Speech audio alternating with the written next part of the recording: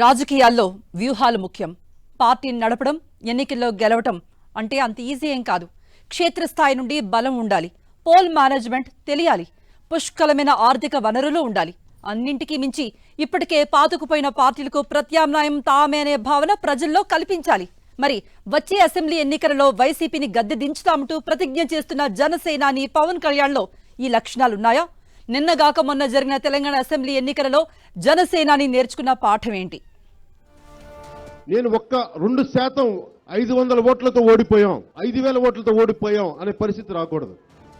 వచ్చే ఎన్నికల్లో ఎట్టి పరిస్థితుల్లోనూ గెలవాలనేది పవన్ లక్ష్యం. ఇందుకోసం టీడీపీతో పొత్తు పెట్టుకోవడమే కాకుండా ఉమ్మడి మేనిఫెస్టోకు రూపకల్పన చేస్తున్నారు. తాను కోరుకున్న పథకాలను, ప్రజలకు చేయాలనుకున్న మేలును ఉమ్మడి మేనిఫెస్టోలో ఉండేలా చూస్తారు. ఇంతవరకు పవన్ రైటే.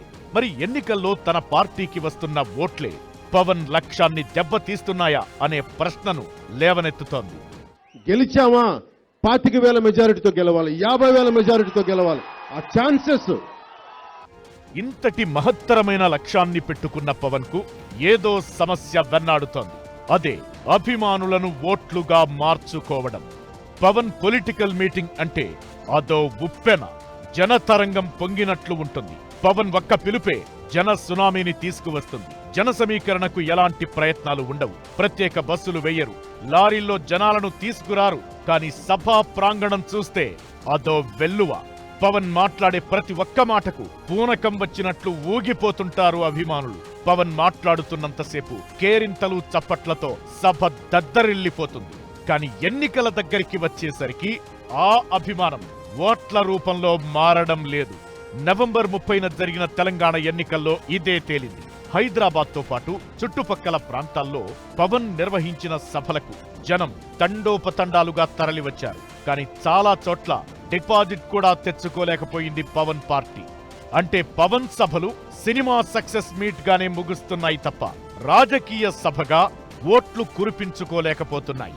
తెలంగాణ ఎన్నికల్లోనే కాదు, పవన్ రాజకీయ ప్రయాణం మొత్తం ఇదే విషయం అర్థమవుతుంది. గత అసెంబ్లీ ఎన్నికల్లో స్వయాన 2 చోట్ల పవన్ ఓడిపోవడానికి కారణం కూడా అభిమానాన్ని ఓట్లుగా మార్చలేకపోవడం.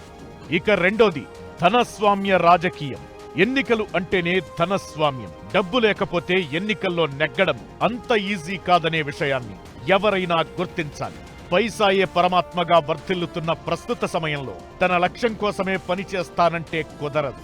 ఓట్లు వస్తే రాని, లేదంటే లేదు అన్న పద్ధతి ఎంత మాత్రం సరికాదు. ఓట్లు వస్తే రాని, రాకపోతే రాని, కానీ ఒక నమ్ముకున్న సిద్ధాంతం కోసం. ఇలాంటి వ్యాఖ్యలతోనే పవన్ తన 10 ఏళ్ల ప్రయాణంలో ఎదురు దెబ్బలు తినాల్సి వచ్చింది. సిద్ధాంతపరంగా పవన్ ను ఎవరూ తప్పుబట్టాల్సిన పనిలేదు. కానీ సభలు, సమావేశాలకు వచ్చిన వారికి కనీసం భోజనమైనా పెట్టాలి. పవన్ సభలకు ఇలాంటిదేమీ ఆశించకుండానే అభిమానులు వస్తున్నారు. పవన్ వరకు అది చెల్లుతుందేమో కానీ ఎమ్మెల్యేలు, ఎంపీలుగా పోటీ చేస్తామనుకునే అభ్యర్థులు వ్యక్తిగతంగా పవన్ అభిమానులతో కనెక్ట్ అవ్వాలంటే ఎంతో కొంత ఖర్చు చెయ్యాలి. ఇటీవల కాలంలో పవన్ ఇదే విషయమే 1కి 2 సార్లు క్యాడర్కు, లీడర్లకు దిశానిర్దేశం చేస్తున్నారు.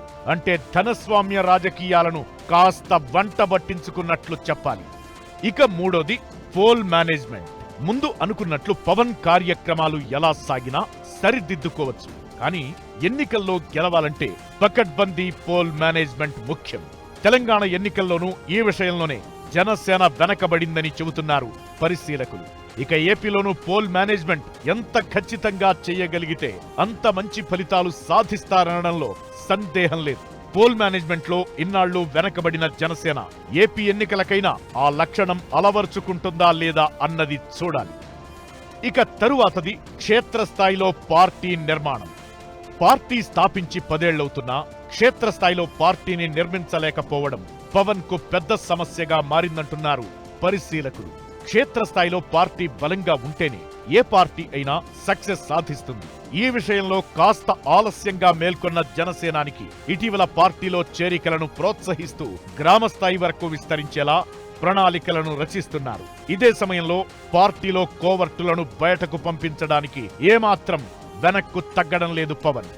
జనసేన టీడీపీ అలయన్స్ గురించి మన వాళ్ళు ఏ స్థాయిలో వాళ్ళు ఎవరు మాట్లాడినా నేను వారిని వైసీపీ కోవర్ట్స్ గానే చూద్దాం. వాళ్ళందరినీ కోవర్ట్ ఆపరేషన్ పై గట్టిగా వ్యవహరిస్తున్న పవన్ టీడీపీతో పొత్తు విషయంలోనూ ఎంతో జాగ్రత్తగా వ్యవహరిస్తున్నారు.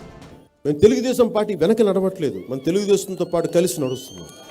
టీడీపీతో సమన్వయం 10 ఏళ్లుగా ప్రతిపక్ష పాత్ర పోషించడానికే పరిమితమైన పవన్ ఈసారి ఎలాగైనా అధికార పక్షంగా ఆవిర్భవించాలని తెగ ప్రయత్నిస్తున్నారు. అందుకోసం చాలా కాలం నుంచి ప్రభుత్వ వ్యతిరేక ఓటును చీలనివ్వనని చెబుతూనే ఉన్నారు. ఇందుకోసమే టీడీపీతో పొత్తు పెట్టుకున్నారు. అయితే ఇలా మిత్రపక్షంతో పొత్తు పెట్టుకుంటున్న పవన్ పార్టీ ఆ పార్టీలతో సరైన సమన్వయం చేసుకోవడంలో విఫలమవుతోందని అంటున్నారు పరిశీలకులు.